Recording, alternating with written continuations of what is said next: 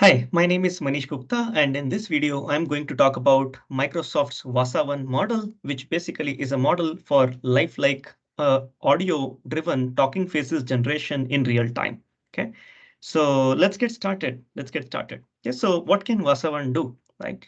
So, it can take a single image of this kind and an audio clip, right? And some optional control signals like what should be the main eye gaze direction or other kinds of control signals. I'll talk about them more detailed in the next few slides. And then it can actually create lifelike talking videos, so talking heads in that senses. Okay.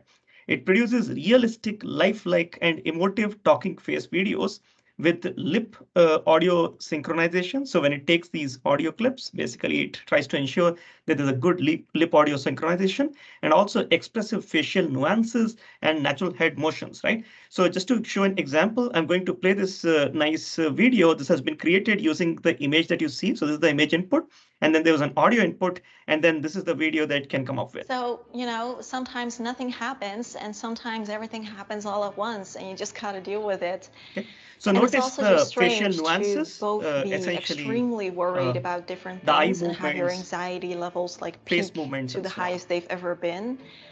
And then also be extremely happy and grateful that you were able to buy an apartment. It's all these conflicting.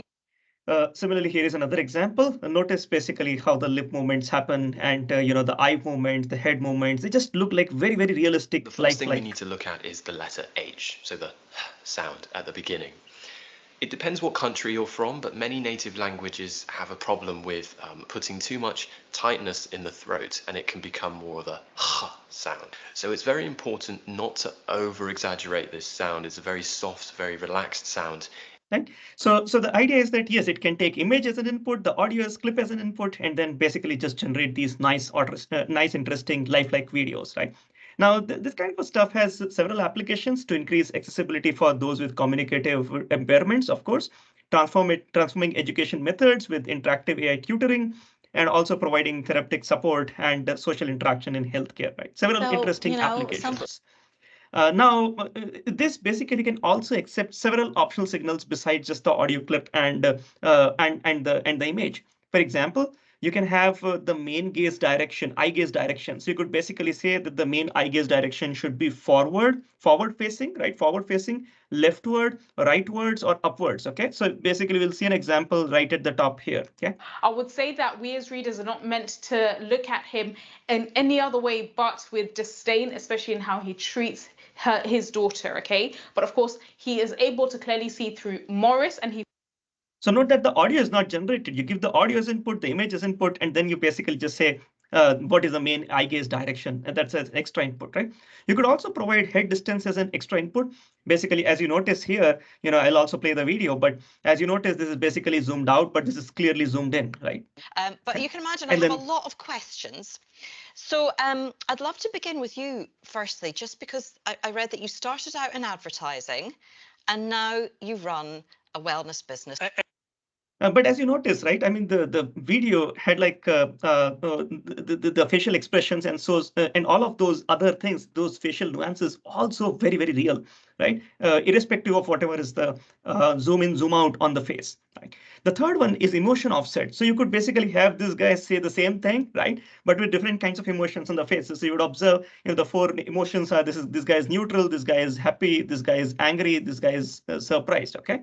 Let's see. So by the way, all the faces here are all automatically generated. These people don't exist. Neither do these videos exist, basically, right? So these are automatically generated images and then automatically generated videos on top of those images with an actual audio input. But you can imagine I have a lot of.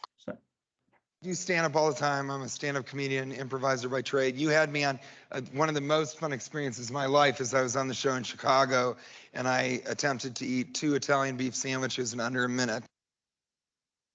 Okay, so that's that. Now, what else VASA-1 can do? So it can actually handle videos which are out of distribution images, using out of distribution images. So of course, it was trained on typical images and typical audios, but not on completely out of distribution things.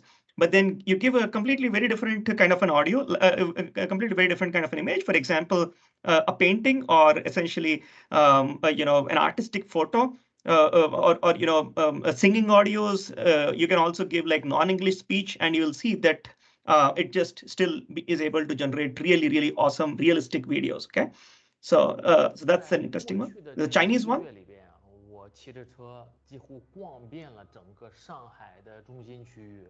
那我粗略估算了一下，我每天骑行大概在30公里左右，而且我会特意的绕开我之前已经。So this is more like an artistic image, but with a Chinese speech, right? So let's basically look at this one. This is a Mona Lisa singing like a rap song.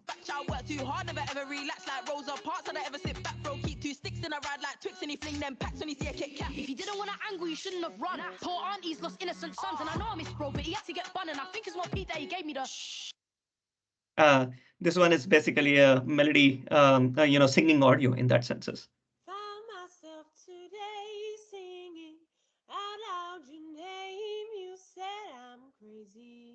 And as you see the facial movements, the head pose, various nuances on the face, the movement of the eyes and the lips and so on is all so synchronized, and this is all automatically generated, right? Now, the other interesting part is that the model actually it looks at face video or a face speech, right? In that sense, is from 4 perspectives. There's an appearance of a person, that is the first perspective. The second one is basically the head pose. So, whether the person is facing that way, this way, and so on, head pose. Then there are facial dynamics, right? Movement of the eyes, eyebrows, lips, and so on, right? And it tries to sort of disentangle them as much as possible so that those nuances are captured accurately. Okay, which basically means that you can actually have the same input photo, but with different motion sequences. And therefore, you will see that these two will basically have completely different motion sequences, although the input phase is exactly the same. But it's really something that is like, practice makes it perfect, like anything you do in life. So it's the same for meditation. The more time you put into it, the more benefits you will feel. Right. And the only So depending on the audio, essentially these facial expressions and all of those dynamics will differ. And then also in the second thing that I'll play for this part, you'll observe that even with different photos, you can actually have the same motion sequence, give the same audio, and therefore you'll get the same motion sequence as you irrespective of the ID, irrespective of the person who is speaking this. Will prevent those cavities from getting worse and prevent new. So I'm just trying to bump up the audio a little.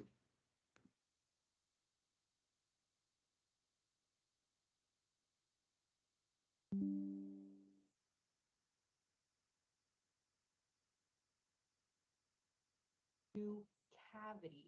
Just because you treat cavities, it doesn't mean they can't get cavities in any other tooth or around those other cavities. Why did the cavities happen in the first place? Okay, this one is basically about having the same pose and expression editing. So in the sense that you could basically so this one essentially this one is raw generation result without actually incorporating the pose or the expressions and so on. This one basically incorporates only the pose, so there'll be no expressions at all. This guy is not going to speak as such, no lip movements in that sense, but the head will move appropriately. Okay. And this one is basically going to have only expression, only result. The head will not move at all, no head pose movements at all, right? And then this guy basically will have a spinning face. So let's look at the video. Say you don't want to see this person again. I still think that you should follow up with them. Just ghosting somebody after you guys had a good time together is not the nicest thing to do. You want to text that person and let her know that you're still thinking about her, even if. Okay, so the nice point is that VASA-1 actually has really captured the nuances of head, face, movements, speech, appearance, and so on, and essentially try to disentangle them, study them in an isolated manner, and then combine them so as to actually come up with very, very realistic audios. Right? So let's basically now talk about what the architecture of VASA-1 and how is it trained, right? So VASA-1, I mean, as you would imagine, it's basically a video generation thing. So it is diffusion based. And the diffusion-based holistic facial dynamics and head movement generation model. Okay, so generates the facial dynamics, lip movement, eye movement, and so on. and also basically has a head movement associated with it, suppose, and so on. Okay, that works in a face latent space. So now, of course, if it would work in a pixel space, that would be very, very inefficient. So just like typical recent diffusion models, it also works in a latent space. But then this latent space is specifically trained for the face kind of images. Okay. Now, of course, the next question to ask is how to construct this latent space for holistic facial dynamics in that senses. So, given a particular face image, of course, I mean, to construct the latent space, they also use an autoencoder kind of a setup. So there is an encoder, there is a decoder. So given face image, the encoder actually gets the latent space containing these four things: the facial dynamics, head pose, identity, and appearance. Okay, so if there's a person and there's a different face, a different head pose, of course, the person is the same, so their identity should be preserved. Appearance, so there's the appearance, there's the light skin, dark skin, what kind of eyes, and so on. All of that appearance stuff should be preserved. And then there should be, two things to capture the holistic facial dynamics. First is basically the movements of the eyes, lips, and so on, and then the head pose, right? So both of them. So, so these are the four things that the encoder tries to get. Now, I'm not going to go into details about how it gets that, but it basically gets that using something called as a 3D aided face reenactment framework. Okay. Now, that's a topic for some other video, some other day. But if you are really interested into understanding how this is obtained, basically look at that paper. Okay. Now, the face latent space needs to have two important properties. The first thing is that it must have disentanglement between facial dynamics and other factors, so that it learns each of those components, each of these four components really well in that senses. Right? Also, the second thing is that there must be a high degree of expressiveness to model really rich facial appearance details and dynamic nuances. Right? So it basically should take care of all of those four to a very good high quality. Okay. Now, those are the requirements from this face latent space. Okay. Now, once you have trained a very good encoder, what you do is that you, of course, use it to also train a decoder, right? So that such that decoder can actually generate high quality faces following the given latent codes. So you basically have the encoder coming up with the latent codes, the four codes: one for facial dynamics, head pose, second one, third one, identity, and fourth one, appearance. And then the decoder is going to basically take those as input and basically create your high quality faces out of them. Okay. Now we'll very soon discuss how this is trained, the encoder-decoder framework. But then the broad idea is that the encoder inputs basically contain audio. Remember, there is an audio as well, and other signals like what is the main eye gaze direction, what is the head to camera distance, and what is the emotion offset. I showed you the examples in the previous slides, right? So these are the extra control inputs that you can provide. So first, you can, of course, provide the audio, and then the other input is clearly the image itself. And the third and yet another inputs are basically conditional inputs, conditioning signals, which consist of main eye gaze direction, head to camera distance, and emotion offset. Okay. And then for diffusion, basically they use a diffusion transformer model. Decoder basically the inputs to decoder are essentially motion latent codes, which are generated from by the encoder. So including essentially the facial dynamics and the head pose, basically, right? And then the other two components, appearance and identity features, actually they are extracted using a face encoder. So so the idea is that the decoder inputs basically contain the motion latent codes as outputted by the diffusion transformer, while the appearance and the identity features actually come directly from the encoder. So rather than taking appearance and identity from the diffusion transformer, you actually use diffusion transformer only to do diffusion over the motion latent codes, which basically is about head pose and facial dynamics. Okay. Now, what is a good loss function to train this kind of a latent space for the holistic facial dynamics, right? So they basically come up with really interesting loss functions. Okay. So let's consider a particular video, and let's say this video basically contains the same person in the entire video, right? So you take two frames from this video. So you know that the ID is the same, the subject, the person is the same. So you take two frames, frame at time I and at time j. Okay. And for those two frames, basically, you obtain these four parts, appearance part. So this is the appearance part for the frame J. This is the ID part from the frame J. And then you take the pose part for the frame J. But of course, there is the I, and I'll explain that. And then a dynamic part, the dynamics part, the facial dynamics part for the frame J. And similarly, you can get those for the frame I as well, right? Using the encoder. Let's say you have the good encoder and you can get those. Okay. Now, what you try to do is to basically try to steer the frame J towards the pose in frame I. Okay, and the way you would do that is basically take the appearance from frame J, ID from the frame J, dynamics from the frame J, but then you try to steer the frame J towards the pose that the person had, the head pose, right? That the person had in frame I. Okay, and the way you do that is basically take the latent representation for the pose for frame I and combine it with the latent representations of the other three things, appearance, ID, and dynamics from frame J. Okay, and then you use the decoder D so as to decode and create an image. Okay, so that's basically how you essentially create this image. Now, you can create an image in the other way around manner as well. So you basically take the image I and try to steer its facial dynamics towards the image J, Okay. Now, this basically gives you yet another image.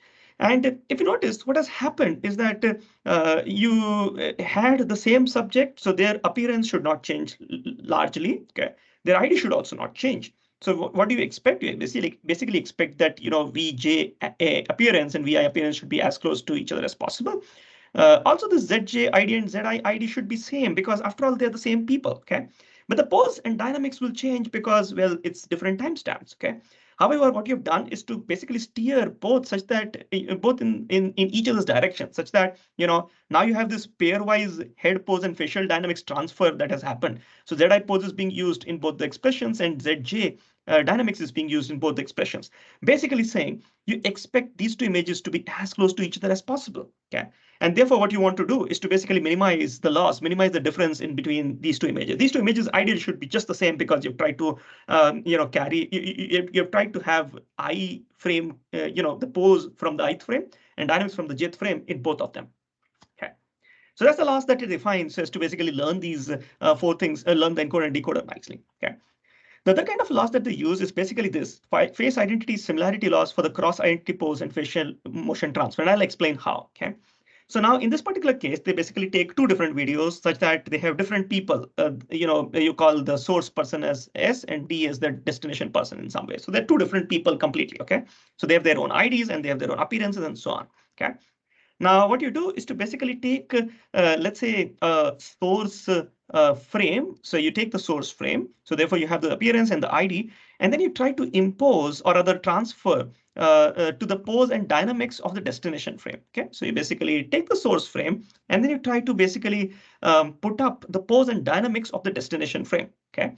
Now, if you basically just change the pose and dynamics of the face, right, the subject should not change. Right. In general, if you basically try to decode using these latent vectors, the output image that you obtain should still have the same appearance and ID as the source guy itself. Right. So basically, the subject, the person is still from the source video. Right. So therefore, what they do is to try to ensure that the cosine similarity distance or cosine distance, between this image that is generated and the original image IS, the source image is basically as low as possible, Okay, so there are two interesting loss functions based on which they basically try to generate this latent space for facial dynamics, and then they actually use the diffusion transformer and learn the diffusion model. Okay.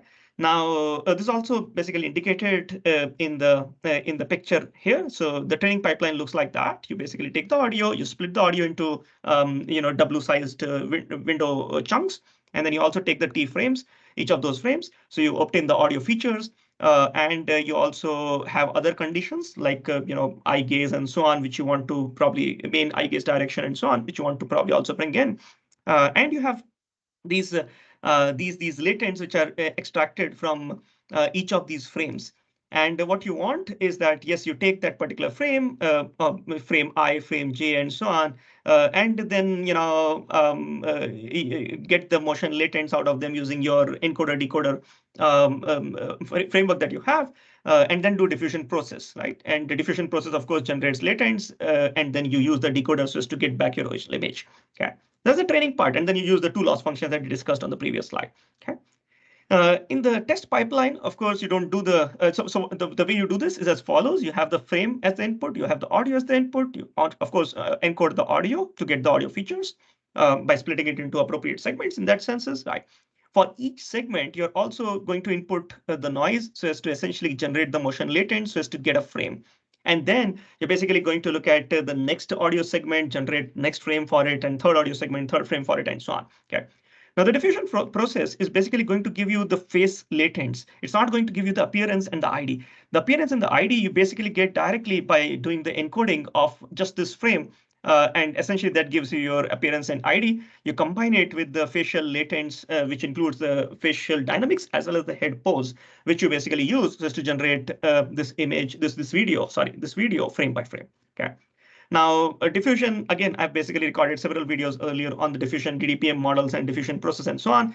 Diffusion basically includes two different Markov chains, forward chain, reverse chain. Forward chain, the idea is to add Gaussian noise to the target data, and reverse chain basically restores the raw signal from the noise, right? So that is how you basically can take noise input at inference time and essentially generate high quality images out of it, okay? Now, unlike many other previous diffusion models, in this particular case, in the diffusion transformer case, they basically, try to predict the raw signal. So X0 is the raw signal, and H is basically your diffusion transformer network.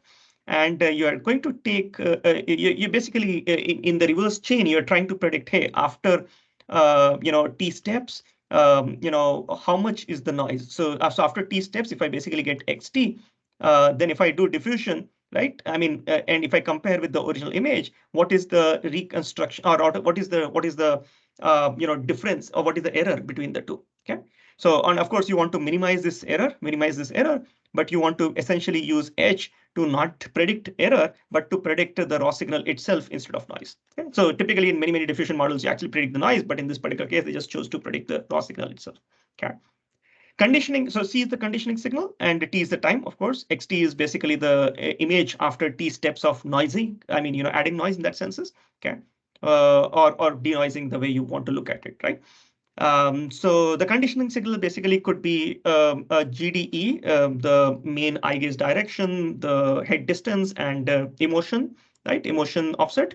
And as conditioning signal, you also provide the previous input. So last K frames of the audio feature and generated motions from the previous window. Okay, that helps to come up with more consistent video quality. So therefore, you provide that as the conditioning signal as well. Okay. And the way they do training, they of course also use classify free guidance, which is actually very popular in the diffusion world. So as to ensure that the good inference can be done even when some of these signals are missing. So they randomly drop each of those input conditions. So, even if the input basically has all of those conditional signals like the main eye gaze direction, head distance, and so on, you randomly just drop. In fact, from the audio also, they actually randomly drop some last few segments so that the model can actually do inference even on shorter audios rather than longer ones only. Okay. Now, how does VASA-1 perform in comparison with other face generation models? We basically saw qualitative results earlier. More quantitatively, they actually compared on two different data sets, Vox Celeb data set and one Min32 data set that they actually created themselves. Okay. They compared on four different metrics. These four metrics, as you see them here, the four metrics are as follows: audio lip synchronization metric. So it basically tries to compute confidence score and feature distance, SC and SD. They are basically to measure how much the video that is generated has lip synchronization with the audio. Right? Then you have the cap score, which is basically audio pose alignment. So when you have audio and there is a pose, right, how much does it's basically aligned with each other. So that's basically called as the cap score, the contrastive audio and pose pre-training score. And then there is delta P, which is basically pose variation intensity, which essentially measures the average pose angle differences between adjacent frames. So you don't really want a pose to be jittery. So, if the guy had this as the pose in the video, in a particular frame, the guy cannot have like something completely opposite or very different as a pose in the next frame. I mean, people don't really make sudden movements in their face pose while speaking. So essentially, therefore, the delta P should be as low as possible, right? So in fact, delta P should be as low as possible, cap score should be as high as possible, and SC should be as high as possible, as SD should be as low as possible. Okay, that's that. Now, they of course also report the fresh rate video distance, which basically is a good measure for video quality in general. Okay. And as you observe, compared to other previous methods for face video generation, their method really gives significantly high quality videos, right? I showed you examples in the beginning, and there are more examples that you can actually see on their homepage as well. The results are actually pretty good. Okay.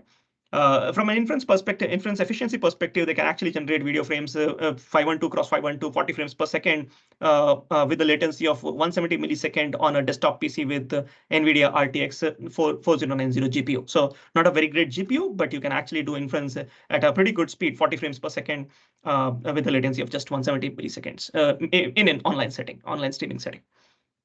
Okay, so in summary, in this video, I talked about VASA-1 model, right? So it's a model from Microsoft for image to talking face videos generation. It uses diffusion transformer. The way it works is by actually creating a latent space with 4 different kind of things: appearance, ID, head pose, and holistic motion dynamics. They basically learn this space very nicely using novel losses.